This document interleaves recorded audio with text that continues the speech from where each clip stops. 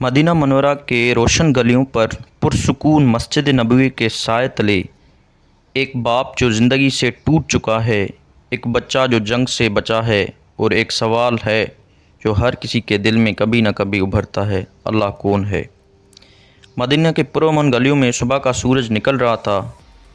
अहमद बिन सलीम एक आला तालीम याफ्ता इंजीनियर हमेशा अपनी 6 साला बेटी आयशा को स्कूल छोड़कर दफ्तर जाता। वो बेटी जो उसकी दुनिया थी, उसका सुकून, उसकी हर दुआ। उस रोज़ आयशा ने ज़िद की, बाप आप देर से आएंगे, आप मेरे साथ खेलेंगे ना। अहमद ने प्यार से कहा, मेरी शहज़ादी, बाबा हमेशा तुम्हारे लिए वक्त निकालेगा। लेकिन वो दिन उनकी आखिरी मुलाकात का दिन था। चंद घंटे बाद अस्पताल से कॉल आई, सर आपकी बीवी और बेटी एक खौफनाक ट्रैफिक हादसे में जाँ बहक हो गए हैं। अमन दौड़ता हुआ अस्पताल पहुंचा। आयशा का चेहरा जैसे सोया हुआ हो, मगर हमेशा के लिए। अमन ने बेटी की बेजान हाथों को थामा, आसमान की तरफ देखा और चीख पड़ा, या अल्लाह, अगर तू है तो क्यों ये क्यों। उस दिन के बाद अमन मस्जिद ना गया, कुरान ना खोला और सजदे के तर्क कर दिया। वो शख्स जो हर नमाज में अल्लाह से मांगता था, अब अल्लाह से शिकवा करने लगा। उसने दुनियावी मशगले अख्तियार किए, गुनाहों में उलझ गया, शराब, पार्टी, धुन, दौलत, लेकिन दिल का सुकून गुम था। बेटी की ख्वाब हर रात उसे रुलाते। वो दीवारों से सर टकराता, मगर आवाज़ें खाली लौट आतीं। एक रात उसने इमाम जाबिर को मस्जिद के बाहर देखा। इमाम ने सिर्फ इतना कहा, जब अल्लाह हमें सब कुछ दे हम कहते हैं शुक्र है, लेकिन जब वो कुछ वापस ले हम कहने लगते हैं तू ही भी है या नहीं। याद रखो, वही देता है और वही वापस लेता है, लेकिन सिर्फ आजमाने के लिए। अहमद ने रज़ाकाराना तौर पर शाम के जंगज़दा बॉर्डर पर जाना शुरू किया। एक दिन वो बच्चों की मदद के लिए एक कैंप में गया। वहीं एक बच्चा नज़र आया, चेहरा ज़ख्मों से भरा मगर मुस्कुराहट चमकती हुई। मैं यासिर हूँ, शाम से आया हूँ, मेरे माँ बाप सब मर गए मगर अल्लाह मेरे साथ है। अहमद रुक गया। तू इतना मुसीबत ज़िदा होकर भी अल्लाह का नाम कैसे लेता है?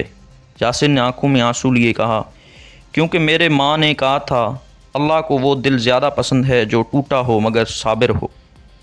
यासिर ने अहमद को एक छोटी सी टूटी फूटी मस्जिद में ले जाया। मट्टी का फ़र्श, गिरती हुई दीवारें और आज़ान की हल्की आवाज़, लेकिन उस लम्हे अहमद का दिल कांप उठा।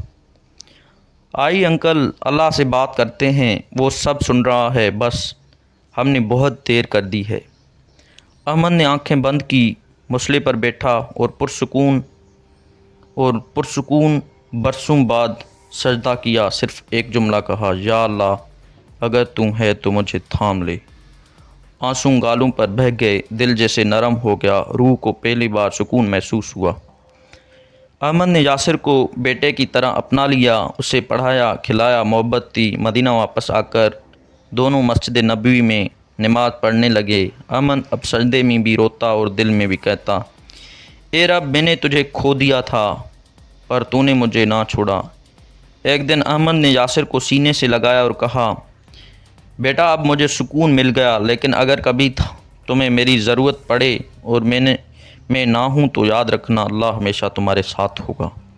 कुछ अरसे बाद अहमद और यासिर दोबारा शाम के यतीम खाने। अचानक दहशतगर्दों का एक हमला हुआ।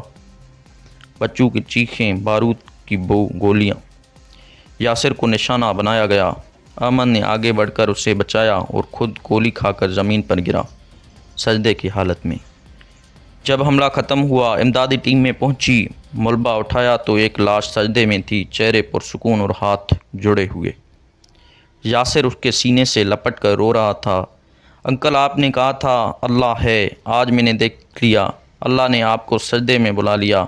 यही अल्लाह की सबसे बड़ी पहचान है, वो अपने बंदे को सजदे में लेता है ताकि उसे जन्नत दे सके। नादरीन, अल्लाह कौन है?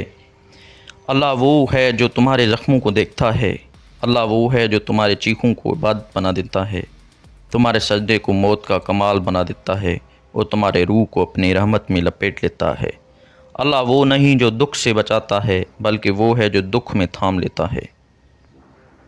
ناظرین، ہمیں بھی اللہ تعالیٰ اچھے کاموں کی کرنے کی توفیق عطا فرمائے، آمین۔